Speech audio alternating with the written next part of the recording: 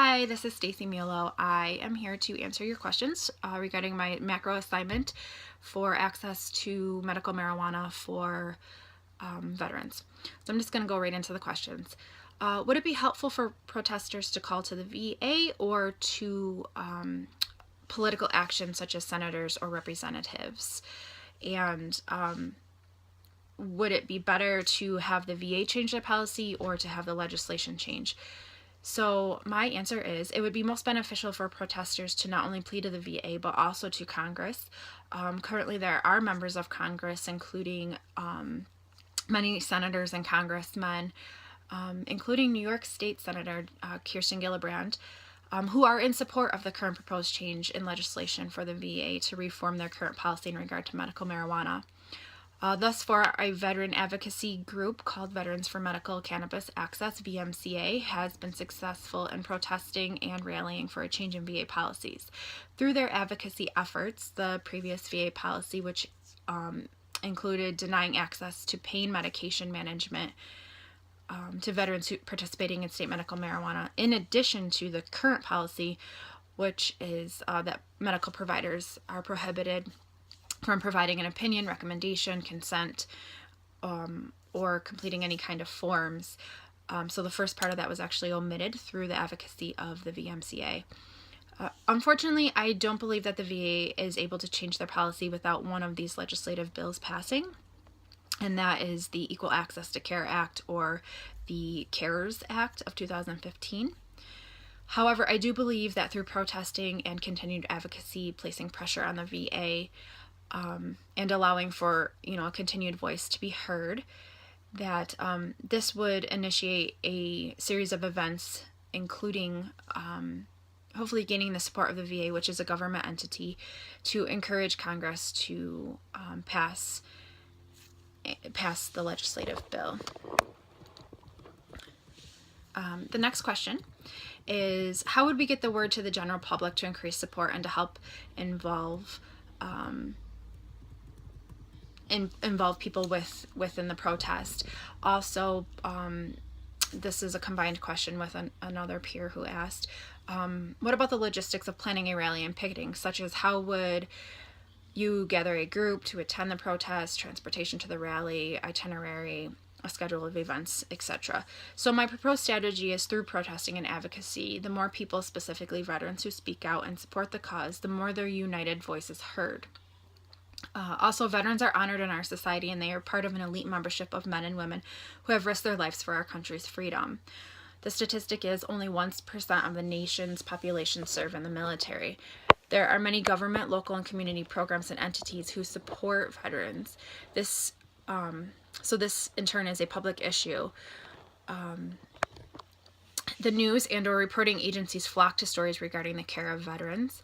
The VA has been under fire in the media several times in the past for seemingly not providing timely or perceived adequate care for veterans. Another great way to increase support and general awareness of the situation is via social media.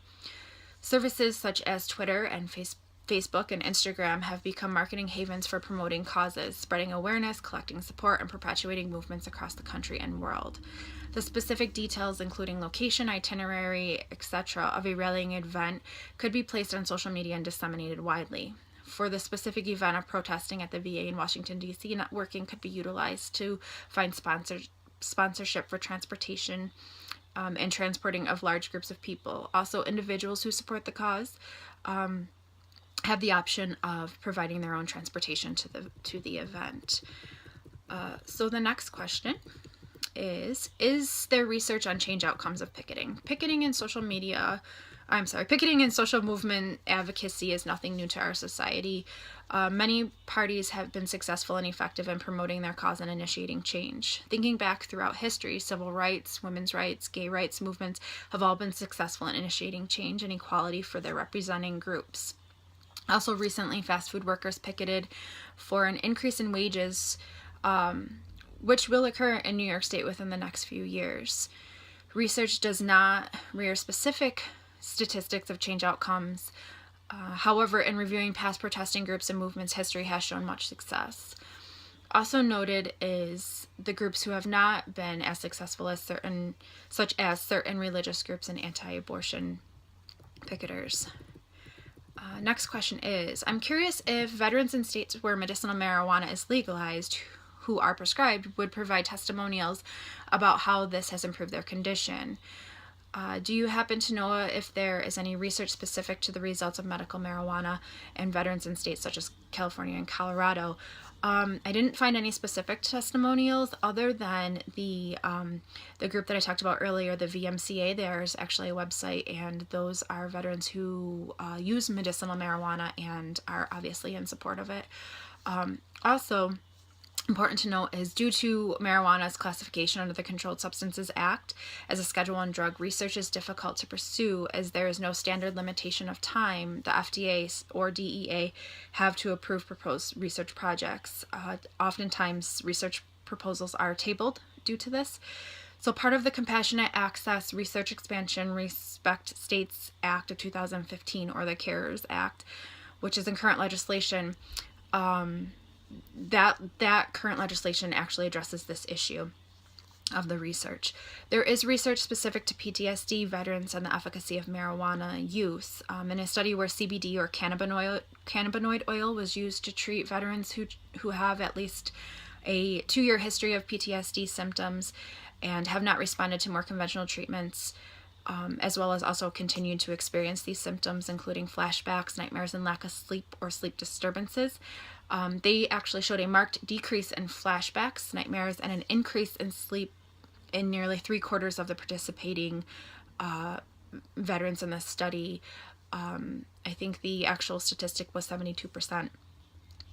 So also, as mentioned in my original presentation, there has been marked improvement with the use of medicinal marijuana noted in those who suffer with chronic pain. Chronic pain is an imminent and grave issue for many of our nation's veterans due to service-related injuries. Also, research has shown that the VA has been treating pain with opiates.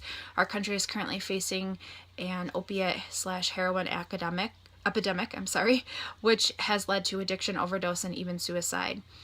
I didn't find any research specific to veterans in California or Colorado, but it's also important to note that each state has varying laws on medical marijuana as well as marijuana use, production, possession, and sales in general.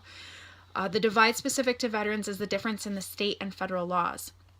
The veteran law currently trumps all state law in regard to veterans' access to medicinal marijuana, and specifically the VA's ability to provide this form of treatment to the veterans they serve. And the last question is, they say, I was curious as to if you feel the public is informed of the benefits of medical marijuana, the sources of where it comes from, and the positive change it can create in veterans. And I say, I believe in general that they are not. Through this project, I have discussed with peers and colleagues the VA's policies, the benefits of medicinal marijuana, and its access to care to the civilian population versus the veteran population. The feedback I've received has been similar throughout, in that most had no clue of the medicinal benefits, the implications, and regulations. Also, most were unfamiliar with the state versus federal regulations. I have used this opportunity to educate and advocate. I believe that as with many things, we are not aware of them unless they impact us personally, they impact someone we care about, or it is somehow part of our world. Therefore, through spreading awareness, education, and advocacy, we enlighten, encourage, empower, and provide knowledge. Legalization of marijuana is a controversial topic, and I believe many people do not divulge much further than seeing the stigma that is associated with marijuana use. There is a variance in recreational marijuana in comparison to medicinal marijuana. There are proven attributes of using the active ingredients in marijuana, including THC and CBD, on severe medical conditions including ALS, Parkinson's, HIV, AIDS, cancer, epilepsy, chronic pain, as well as many others. Rallying and protesting can assist in providing this awareness and in getting more people involved in understanding and promoting the benefits of medicinal marijuana. Thank you all for listening, and I hope I answered your questions. Bye.